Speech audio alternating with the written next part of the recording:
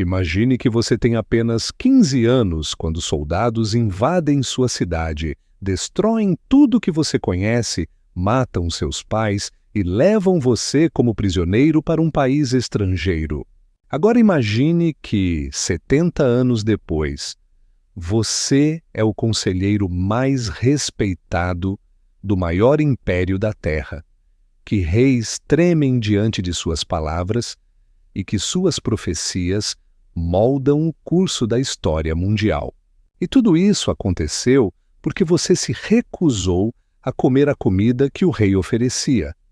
Esta é a história de Daniel, o jovem hebreu que foi levado cativo para a Babilônia e se tornou o homem mais influente de sua geração. Mas não é apenas uma história de sucesso político. É a história de como a fidelidade a Deus, mesmo nas menores coisas, pode resultar em uma influência que transcende impérios e séculos. Daniel nasceu em Jerusalém durante o reinado de Josias, o último rei piedoso de Judá. Era de família nobre, provavelmente descendente da linhagem real de Davi. Cresceu durante um período de reforma religiosa, quando o templo foi restaurado e o povo voltou a adorar o Deus de seus antepassados. Era um tempo de esperança, de renovação espiritual, de promessas de que Deus protegeria Jerusalém para sempre. Mas essa esperança foi brutalmente destroçada quando Daniel tinha cerca de 15 anos. Nabucodonosor, rei da Babilônia, sitiou Jerusalém em 605 a.C., o rei Joaquim se rendeu, o templo foi saqueado e os tesouros sagrados foram levados para a Babilônia junto com os principais líderes da nação. Daniel estava entre eles.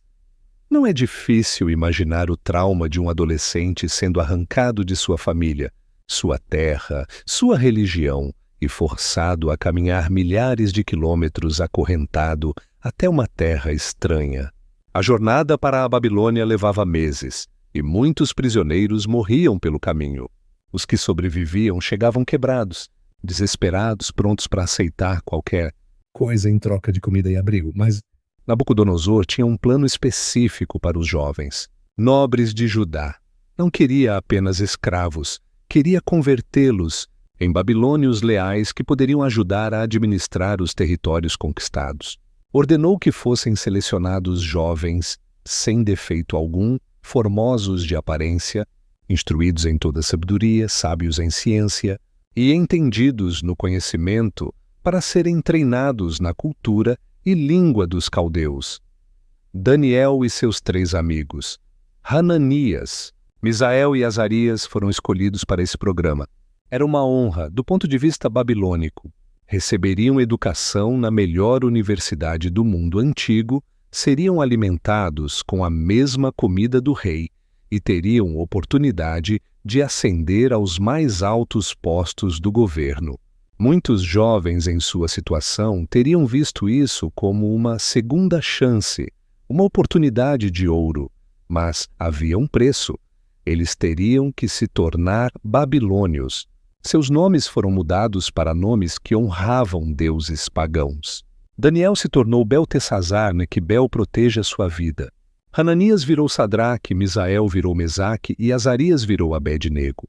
Era mais que uma mudança de nome. Era uma tentativa de mudança de identidade, de loyalties, de cosmovisão. E então veio o primeiro teste real. A comida. O rei ordenou que os jovens cativos fossem alimentados com iguarias da mesa real e vinho que ele mesmo bebia. Era comida de primeira qualidade, preparada pelos melhores cozinheiros, servida em pratos de ouro. Qualquer pessoa normal ficaria grata por tal tratamento. Mas Daniel assentou no seu coração não se contaminar com as iguarias do rei, nem com o vinho que ele bebia. Não era uma questão de dieta ou preferência pessoal. A comida do rei havia sido oferecida aos ídolos antes de ser servida, e consumir tal comida seria um ato de adoração aos deuses babilônicos. Para Daniel, aceitar essa comida seria a primeira concessão, o primeiro passo para se tornar aquilo que os babilônios queriam que ele fosse. Daniel poderia ter racionalizado. Poderia ter pensado: Deus entenderá. Estou em situação difícil. Preciso sobreviver para servir melhor no futuro. São apenas detalhes externos que não afetam meu coração. Mas Daniel entendeu algo profundo. Não existem pequenas concessões quando se trata de fidelidade a Deus. O caráter é formado nas pequenas decisões, não apenas nas grandes crises. O problema era como recusar sem ser executado por desobediência. Daniel se aproximou do chefe dos eunucos com respeito e humildade. Experimenta. Peço-te, os teus servos 10 dias, e que se nos deem legumes para comer e água para beber. Então se vejam diante de ti os nossos semblantes e os semblantes dos jovens que comem das iguarias reais. E conforme vires, assim procederás com os teus servos. Era uma proposta audaciosa. Daniel estava apostando que Deus honraria sua fidelidade de forma visível e mensurável. Depois de 10 dias comendo apenas vegetais e bebendo água, ele e seus amigos estariam mais saudáveis que os jovens que comiam a comida do rei. Era um teste de fé prático e objetivo. Deus honrou a fidelidade de Daniel. Ao final dos 10 dias, Daniel e seus amigos estavam mais formosos e mais robustos que todos os jovens que comiam das iguarias reais. O chefe dos eunucos ficou tão impressionado que permitiu que continuassem com sua dieta especial durante todo o período de treinamento. Mas a bênção foi além da aparência física. E a estes 4 jovens, Deus deu o conhecimento e a inteligência em todas as letras e sabedoria. Mas a Daniel deu entendimento em toda visão e sonhos. Enquanto seus colegas aprendiam apenas o currículo babilônico, Daniel recebia educação divina adicional. Sua fidelidade nas pequenas coisas o qualificava para receber dons extraordinários. Ao final dos 3 anos de treinamento, Daniel e seus amigos foram apresentados ao rei Nabucodonosor. O rei os achou 10 vezes mais doutos que todos os magos e astrólogos que havia em todo o seu reino. Não. Era apenas questão de inteligência natural. Era sabedoria sobrenatural que vinha de sua conexão com o Deus verdadeiro. O primeiro grande teste de Daniel veio quando Nabucodonosor teve um sonho perturbador que nenhum de seus sábios conseguia interpretar. Mais que isso, o rei exigiu que eles não apenas interpretassem o sonho, mas que primeiro dissessem qual havia sido o sonho. Era uma demanda impossível que revelava tanto a frustração quanto a paranoia do rei. Quando os sábios admitiram que era impossível atender tal pedido, Nabucodonosor ordenou a execução de todos os sábios do reino, incluindo Daniel e seus amigos. Era uma sentença de morte por associação. Eles nem sequer haviam sido consultados, mas seriam executados por serem classificados como sábios. Daniel poderia ter entrado em pânico, tentado fugir ou se escondido. Em vez disso, pediu tempo ao rei e convocou seus 3 amigos para uma reunião de oração. Então Daniel foi para casa e fez saber o negócio a Hananias, Misael e Azarias, seus companheiros, para que pedissem misericórdia ao Deus do céu sobre este mistério. A oração foi respondida durante a noite. Deus revelou a Daniel tanto o sonho quanto sua interpretação em uma visão. A reação de Daniel não foi de alívio egoísta, mas de adoração. Seja bendito o nome de Deus de eternidade a eternidade, porque dele é a sabedoria e a força. A ti, ó Deus de meus pais, rendo graças e louvor, porque me deste sabedoria e força. Na manhã seguinte, Daniel foi levado à presença do rei. Nabucodonosor perguntou diretamente: Podes tu fazer-me saber o sonho que vi e a sua interpretação? A resposta de Daniel revela tanto humildade quanto coragem. O mistério que o rei requer, nem sábios, nem astrólogos, nem magos, nem adivinhos podem descobrir ao rei. Mas há um Deus no céu que revela os mistérios. Daniel não tomou crédito pessoal pela revelação. Deixou claro que a sabedoria vinha de Deus, não de habilidade humana. Era uma declaração teológica audaciosa diante do rei mais poderoso da terra, que o Deus de Israel era superior a todos, os deuses e sábios da Babilônia. O sonho de Nabucodonosor era sobre uma estátua gigantesca com cabeça de ouro, peito e braços de prata, ventre e coxas de bronze, pernas de ferro e pés de ferro misturado com barro. Uma pedra cortada sem mãos feriu a estátua nos pés, e toda a estátua foi despedaçada e levada pelo vento. A pedra se tornou um grande monte que encheu toda a terra. A interpretação que Daniel deu moldaria a compreensão profética para os próximos 2000 anos.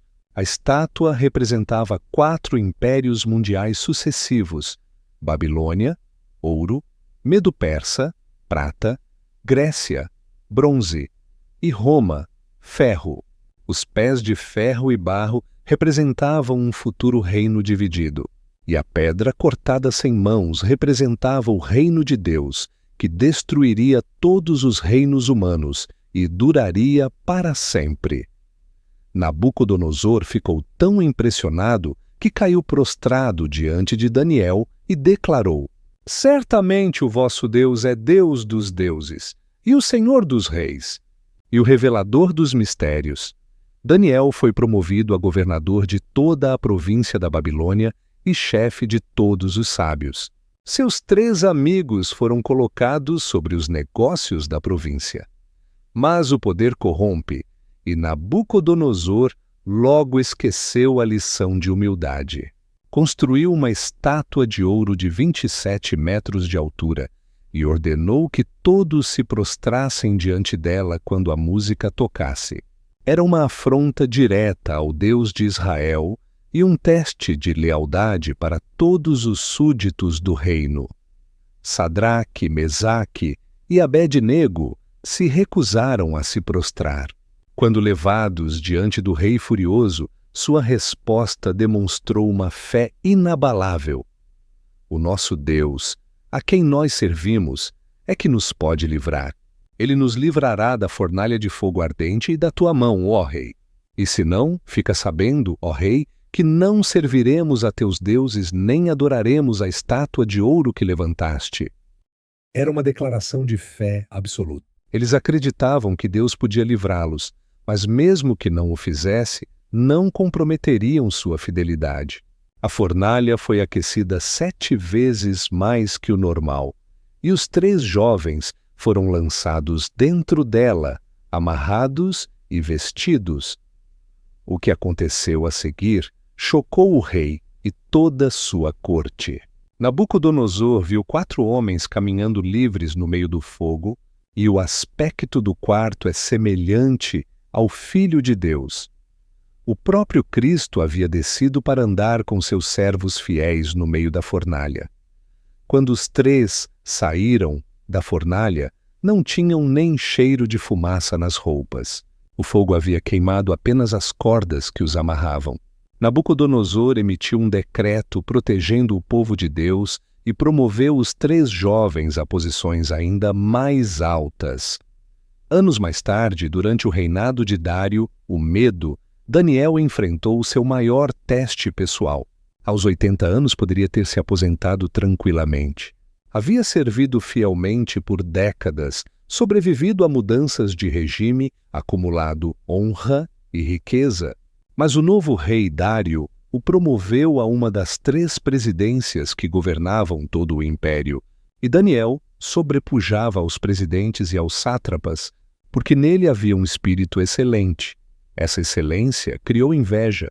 Os outros líderes procuraram alguma acusação contra Daniel, mas não podiam achar ocasião alguma ou culpa alguma, porque ele era fiel e não se achava nele nenhum vício nem culpa alguma.